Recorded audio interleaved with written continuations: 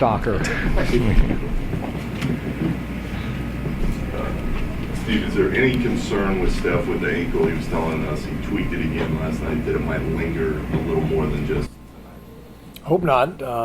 He's just day to day, so we'll see how he goes. Once we're back from the trip, how he's feeling, and the hope would be that he would play Friday, but we don't know yet. Jimmy and Draymond day to day too. Day to day, To continue the line of conversation from last night, how, without knowing the numbers, like off the top of your head, how often do you use shoot-arounds to practice? How often do you use walkthrough as a practice? The model has obviously changed a lot. Yeah, the model's changed. Yeah. What is your? Can you use a 4 o'clock? Whatever you do, like, can you use that as a practice, or is that not? I mean, on this trip, like we've just had film sessions every day, and that's been really helpful. And so that's that's a big part of it. And our guys don't love walkthroughs before games. The 5 o'clock walkthrough before 7:30 game. It disrupts their routine, so we don't do that. We do shoot-arounds. We're about to play 5 in a row at home. We'll probably have some shoot-arounds in there, and then some practices in between. So, but most practices are really light because they're in between games every other day now. So it's you just have to adapt to the new routine. Flipping the page a little bit. Spo told a story that the anthem's playing in Paris, and you turned to him kind of half seriously and said, "Well, good luck." Why is he the right choice, and what?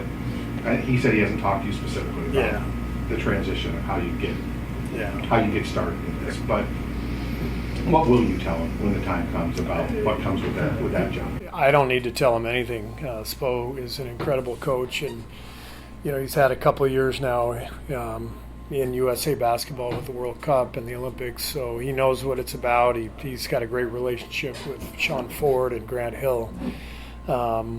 So he was a great choice. He's one of the great coaches of all time. Great awareness of what FIBA is about, the difference between coaching a team for 7 weeks and coaching one for 9 months. All of that stuff. He's just he's got his finger on the pulse of it all, and he's going to be great. Coach, obviously, Van coming back tonight, obviously, and just obviously being around him for Team USA and what he can offer. Can you just talk about just what to look for tonight from him? I'm a huge fan. Just the competitive desire, the versatility. He's a little bit like Draymond. He can kind of guard all 5 spots, and he covers a lot of ground. Playmaking big guy, off the dribble. He's got a really good mid-range shot.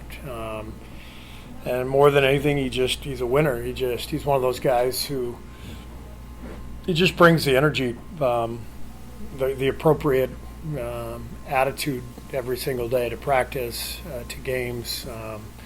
He was just an amazing guy to work with in the Olympics. Steve, we were just talking to Spo, honestly, a couple minutes ago. He said that the reason he's in part using the challenge more this year is to wake up the officials sometimes. Have you ever used the challenge to wake guys up early in a game? I don't know about waking them up, but I wouldn't use that term, but I would say you use it sometimes to let them know how you're feeling. I do think, one of the things that we all struggle with a little bit is this idea that, every play is black or white. Almost every play in basketball is stuck in the gray area, and there's, two very reasonable people can see a play totally differently from one another. It happens on our staff all the time. We'll be watching film, and I'll just stop the tape and say, how many of you guys think it's a foul? And half the guys will raise their hands, half won't. So the game is filled with nuance and gray area. And, I think as coaches, we all want consistency, but we also have to all acknowledge that every call's a little bit different, and we can't just demand that they that they get every call right, because every call is, really, I don't know, subjective to whatever your opinion is on it.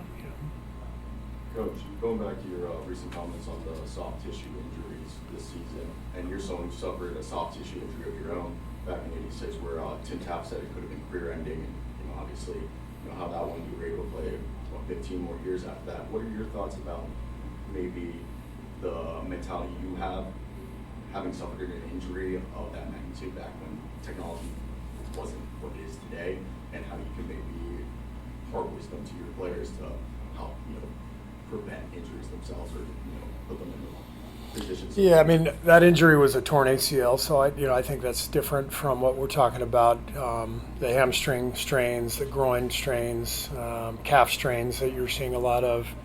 I didn't intend for those comments yesterday to blow up. They kind of became a big deal. I think it's a legitimate question that we should all be addressing. I mean, we all have a stake in this league. We all want the same thing. We want the best possible product. We want to protect our players. So I think everything should be on the table in these conversations. I feel like the league is in great hands with Adam. I saw James Jones yesterday, who's now working with the league. He's been a great collaborator, these last few months since he took the job, and we've got a lot of really good people in the league, and so I'm just usually when I bring stuff like this up, it's just to stir the pot and make sure we're paying attention and we're thinking about this stuff. But there's no easy answer. I can't sit here and claim to have one, but I do know that it needs to be addressed, and what that means, I don't know. Do we lengthen the calendar by a week in the season to buy a few more off days? That would be an idea. But I just think everybody needs to address it, because it's clearly an issue, and we can't just bury our head in the sand. You already been asked your starters? I'm sorry? You been asked your starters yet? I have not, but I'm not ready to give an answer, so I'm going to hold off on that. You guys got to build your TV packages at the last possible second, so apologize to the production crew right now. So.